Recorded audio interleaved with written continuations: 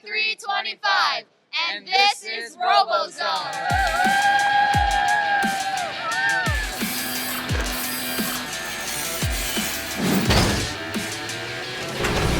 Welcome back to State Champs as we get into what took place this past week in Michigan high school robotics. Now, we call this part of the show State Champs RoboZone, and we're presented by First in Michigan. What can you say about week 2 of the Stronghold competition? Well, you're about to find out. I'll be joined by 2 of the best in the business, Jim Zondag and Dan Kimura. Just 3 district competitions to discuss this week, plus we update the state rankings. And did you know robotics competitions begin as early as elementary school? Stephanie Funkhauser will give you an inside look at First's Lego League. Let's get to the action, shall we? We begin at Battle Creek Lakeview.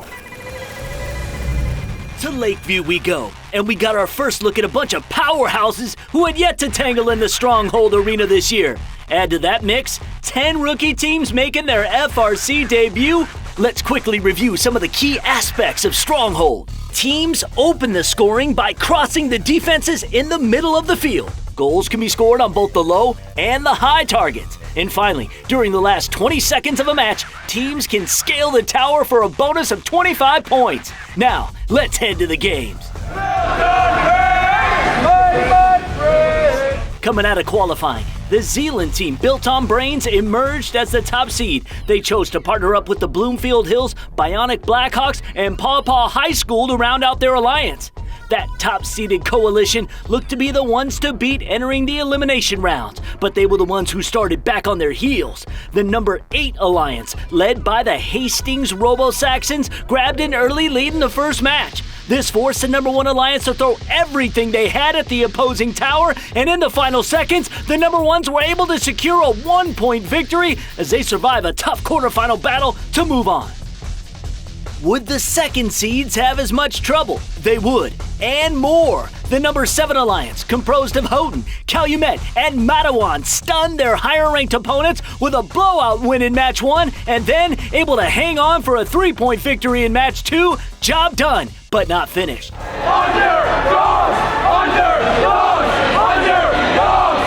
The upset train was not done rolling through Battle Creek. The number 3 alliance found themselves in a fight with the 6 seed. Led by a great performance by the rookie squad from East Grand Rapids, the number 6 alliance crossed the obstacles with ease and were able to score another upset in the Lakeview district.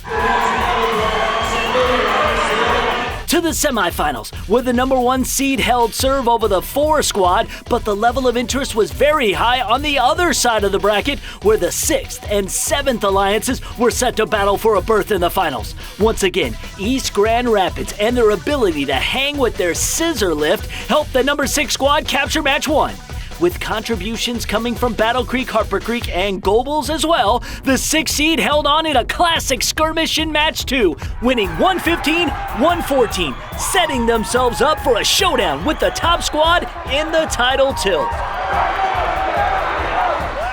Number 1 showed why they were the team to beat, with the 2 robots from Zeeland and Bloomfield Hills effectively scoring on the 5-point high goal, while number 6 was limited by only scoring 2-point low goals. Combined with the tower capture at the end, match 1 went to the number 1 alliance. Match 2 was much of the same. Despite a valiant defensive effort by East Grand Rapids, the offensive pressure from Team B.O.B., the Bionic Blackhawks, and Paw Paw, too much to overcome, they capture the Battle Creek Lakeview District Championship. We are Team 5462, 2 Paw Robotics, and this is RoboZone. All right, so let's talk about Battle Creek Lakeview. To help me do that is our friend and rock star, Jim Zondag. Hey, Jim, we saw some upset in the quarters here, and that just adds to the excitement, right? That's right. We're seeing more upsets this year, Lauren. I think it's because a lot of these teams are learning new tricks, how to play this game. Defense really comes into play, certainly in the early rounds of the playoffs, and teams aren't ready for that because it really doesn't get played in qualifying. So we're seeing a lot of upsets this year. All right, Jim, so as we kind of wrap up Lakeview, what really stood out to you? I saw two things, Lauren, that really stood out. Number one, this was the first time in Michigan this year, at least, that we've seen people adding things to robots specifically for the playoffs. So the Red Hot Chili Bots, we saw them add a blocker to their robot. 5980, they were basically the anchor on that number 6 alliance that made it all the way to the finals. They really had a great combination of playing defense, getting terrain crossings, but then they had a 15-point hanger at the end that they were using every match of the playoffs, and it really almost won the tournament for them. It was really amazing for a first-year team. All right, Jimmy, thanks a lot. We will see Jim a little bit later to talk about Kettering. Hey fans, I'm Stephanie Funkhauser, and next up we head over to Southwest Michigan to St. Joseph, where the competition stayed strong. Also, we'll give you an inside look at how FIRST is giving younger students a chance to get a head start in the world of robotics. All of that is next on State Champs RoboZone.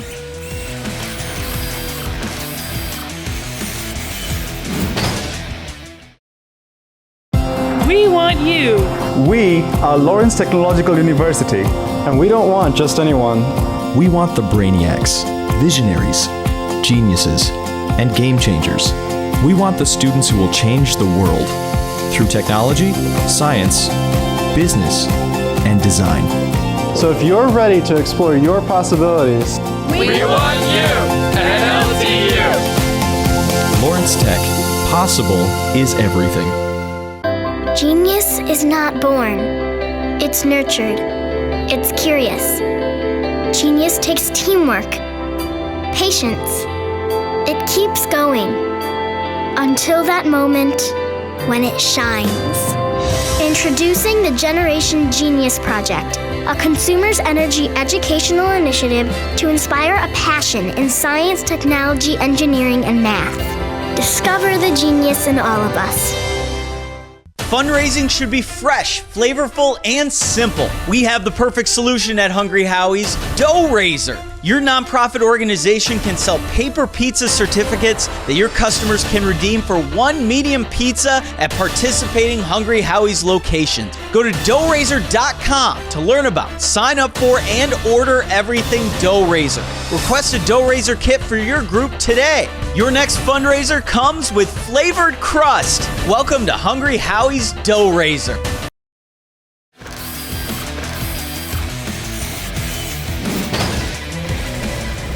Welcome back to State Champs. This is State Champs RoboZone, and we're recapping the week in Michigan high school robotics. Dan Kimura joining me now on set. Now, there were two districts out on the west side of the state last week. We showed you Battle Creek Lakeview. Now let's check out what went down at St. Joseph.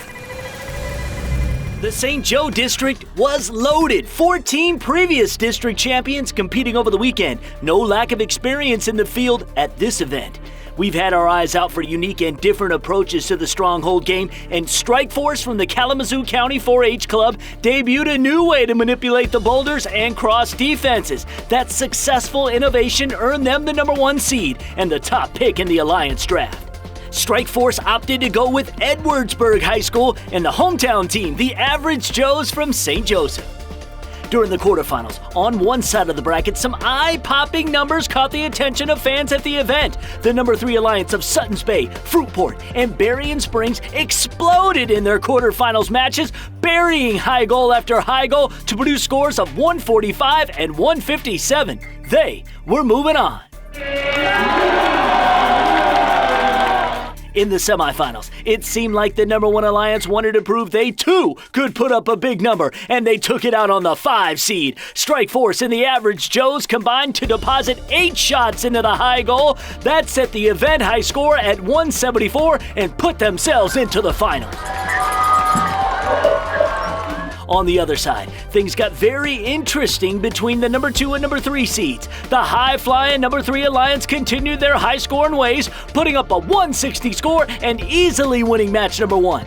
In match 2, the 2 seed of Wyoming High School, Grand Haven, and Virus from Monroe managed to score on both the low and the high goal, setting themselves up for the tower capture to win the match and force this one to a deciding game. In match 3, both teams scoring at will. The difference proved to be the effective high shot, as the number 3 alliance outscored number 2 5-2 up top, with both alliances able to capture the tower and score a hang. It came down to those point differences, and number 3 scores a win to move on to the finals. Both alliances knew it would take their best effort in this finals matchup, and it looked like the number 1s saved their best performance for last. They opened match 1 by dropping 11 shots in the high goal, most scored by any team in the state of Michigan so far this season. In the second match, the Average Joes and Strikeforce continued their barrage on the high goal, while the Iron Giants of Edwardsburg continued solid defense to the team effort. That combination would be all they would need, as St. Joseph, Kalamazoo Strikeforce, and Edwardsburg received a well-deserved district crown. The atmosphere here is just awesome. I mean, there's just so much energy with all the teams. I mean, all the dancing and the music and just all the cheering. It feels great. I don't know, you can't really describe it. Our robot broke down, but we still won, which was great. We had 2 great partners, great. They were just amazing. The Average Joe's 3620 and Strikeforce. All right, let's talk about St. Joseph. Dan the Man Kimura in the house. And Dan, scoring was up at this district. We know that. Is that simply because the teams have made the necessary adjustments? I think, we're getting a little bit later into the season. Teams have had a little bit more time to work on their robots. That's definitely part of it. We might just have seen a really good crop. Well, we saw that the high goal shot really came into play in the semifinals. Teams seem to be making adjustments, also becoming more accurate. Yeah, especially our winning alliance. We had 3620, the Average Joes, and we had 2767, Strikeforce. Both of those robots were great high goal shooters. Thank you, Dan. He'll be back along with Jim to talk about our District of the Week from Kettering University. But first, many of the competitors you see at the games have literally grown up in first. And it all begins with Lego League. Stephanie Funkhauser has the story. The competitions you see on this show are part of the First Robotics High School varsity level, but there are also opportunities for students to get involved before they get to high school. I had a chance to attend a First Lego League competition and see how younger kids are getting their start in robotics. We've seen over and over and over as we've helped start teams and have events, the same pattern plays itself out. Kids come in, they're interested in being on a team, and then it really gives them confidence as they're in that crucial age to know that they can become engineers, they can become computer scientists, things that they might have thought, oh, that's really hard. One thing about First Lego League is the students do the work. The programming, the robot design, developing the project, doing the interviews and the presentations for the project.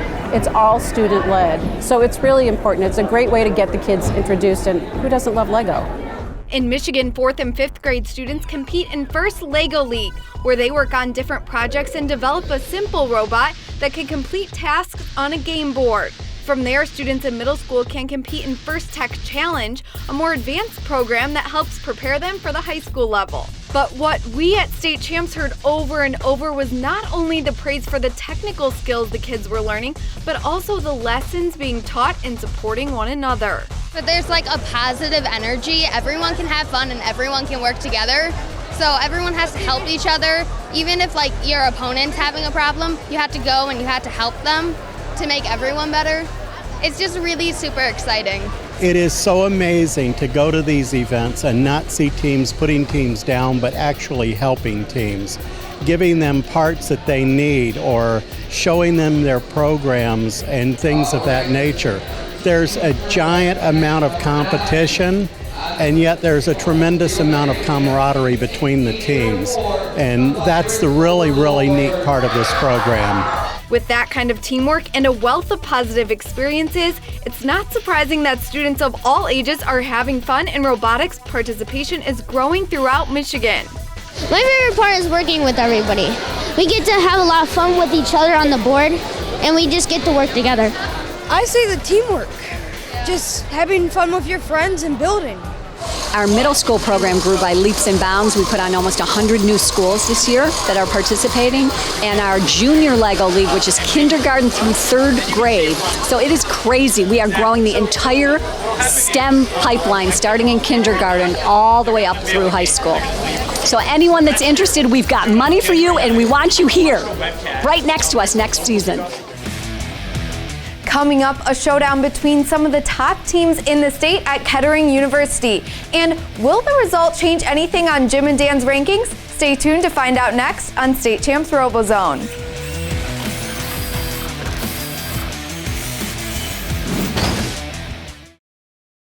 For over 30 years, we've been the leading supplier of robots, CNCs, and factory automation to American manufacturing.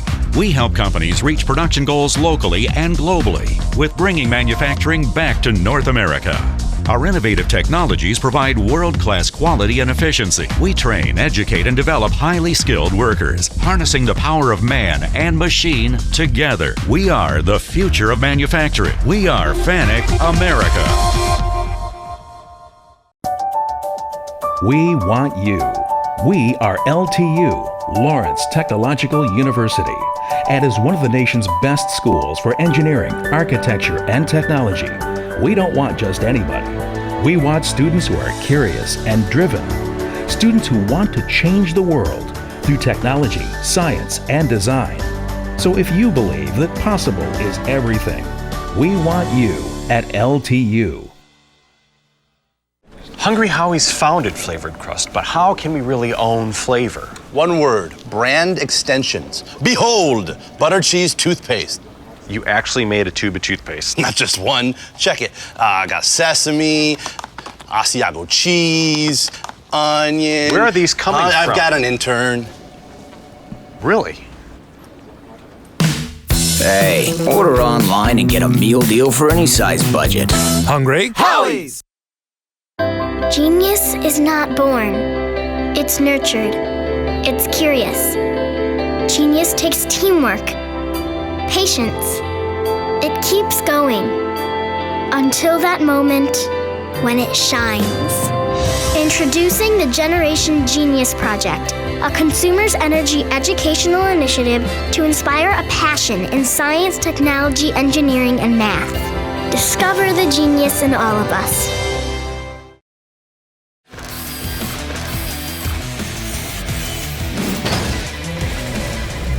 Welcome back to State Champs RoboZone. Dan and Jim are here, and we've got one more district to show you. Second week in a row at Kettering University, and this one was the most anticipated competition of the week.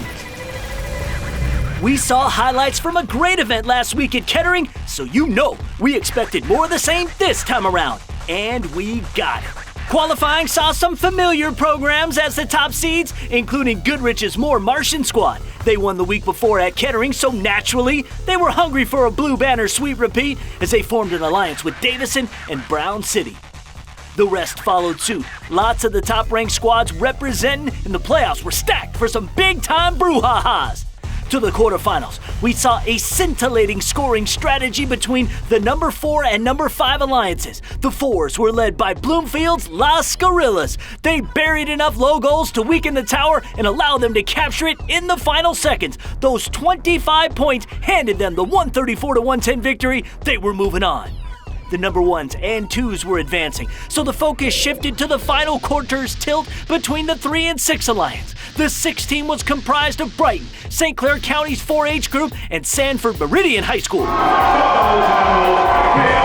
They came to play and demonstrated some nice teamwork from the get-go, opening up the drawbridge, allowing teammates to cross that defense, taking advantage of some of their opponents' miscues. The number 6 alliance capitalized for the win in match 1, and then continued to bring it in match 2. There they go, hanging the tower, getting the victory, punching their ticket to the semifinals. That's where we go next. Number 1 facing number 4, and it turned out to be a plethora of points. Scoring early and often in the autonomous round gave the favorites the advantage. Davison's House of Cards scaling the tower, clinching match 1.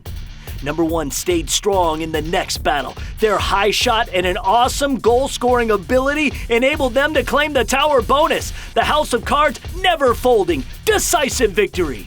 In the other semi, The 6th Alliance embracing their underdog role, full of momentum as they took on the number 2 seed. Volatile Chaos out of Meridian High School had their high goal shooter working, notching up 3 of the 4 top shelfers. They also cleared that 8-goal hurdle to open up the tower capture bonus. Smooth sailing, match 1 win.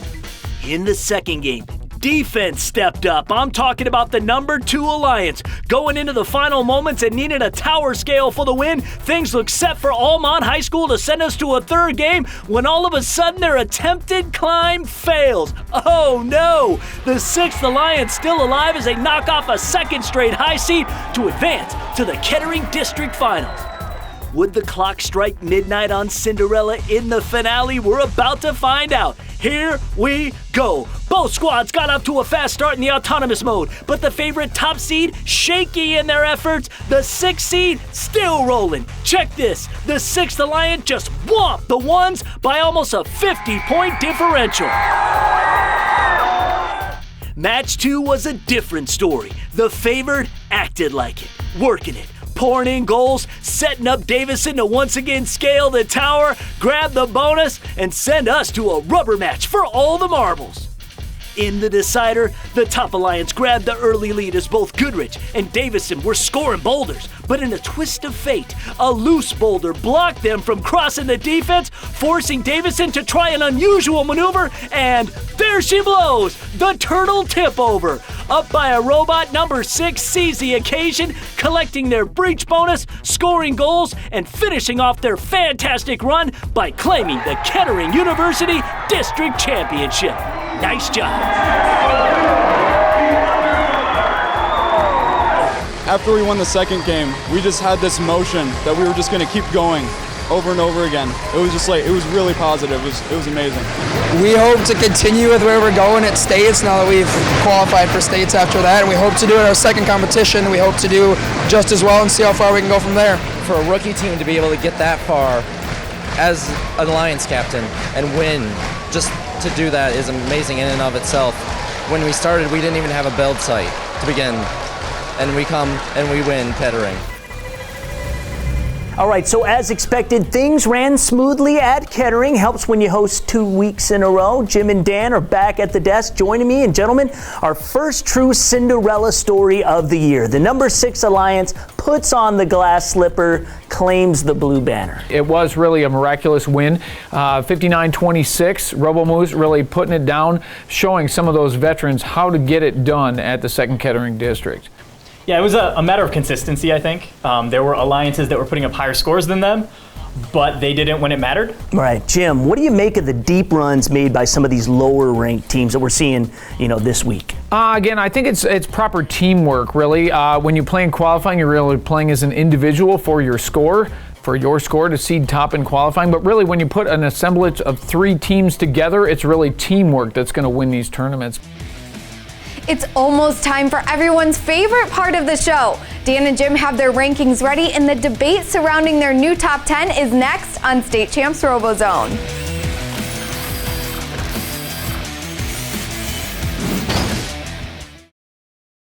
Your home for high school sports is Michigan's original high school sports show, State Champs.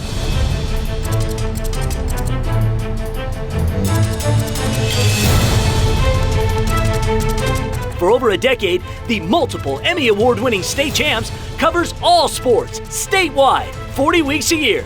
Catch State Champs Sundays at 9 a.m. on Fox Sports Detroit and StateChampsNetwork.com. We want you. We are Lawrence Technological University, and we don't want just anyone. We want the brainiacs, visionaries, geniuses, and game changers. We want the students who will change the world through technology, science, business, and design. So if you're ready to explore your possibilities, we want you at LTU. Lawrence Tech. Possible is everything. For over 30 years, we've been the leading supplier of robots, CNCs, and factory automation to American manufacturing. We help companies reach production goals locally and globally with bringing manufacturing back to North America. Our innovative technologies provide world-class quality and efficiency. We train, educate, and develop highly skilled workers, harnessing the power of man and machine together. We are the future of manufacturing. We are FANUC America.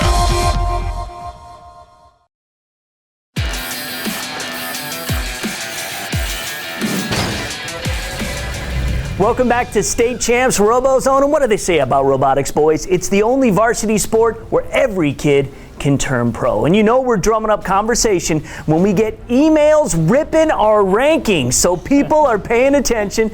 Jim and Dan, the floor is yours. Okay, I've got some changes in my rankings this week. A couple of the additions. I brought 4 new teams into my top 10. These are the 4 winners, 2 each from St. Joe's and from Lakeview District. So in 10th, I moved the Kalamazoo Strike Force, 2767.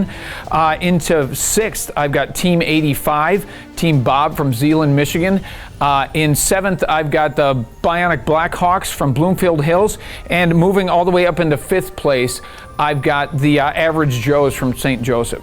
Yeah, and I put the same 4 teams into my top 10 as well for the same reason. They played well, won their event. It's kind of like a balance when we do these rankings between how they performed at the event. Did they win? Did they finish second? As well as, the eye test. How good were they playing? Were they scoring goals? The one team I added that I think you didn't is 3688, the Norsemen.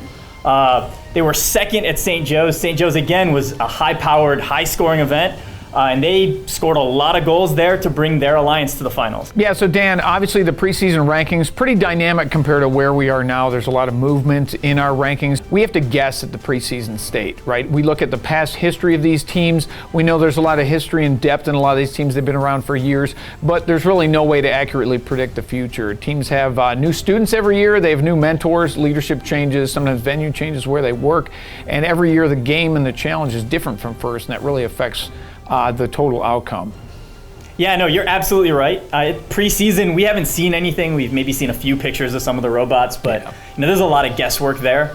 And even during the season, I mean, from week to week, the robots are improving a lot. We'll see a robot this week in week 2 was already competing way better than we saw last week, and it's going to get better and better every week. So teams are going to continue to jump to the top of my rankings just based on their performance that week.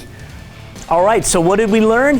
These guys have no idea what they're talking about. So you can stop sending the hateful emails, okay? We're just kidding. Keep them coming. We love it. That's it for State Champs and State Champs RoboZone. Make sure you tune in next week for more robotics coverage from Week 3 district action. And it's all about the boys basketball semifinals and finals next week. Another championship edition of State Champs will be coming your way. We'll see you then. Thanks for watching.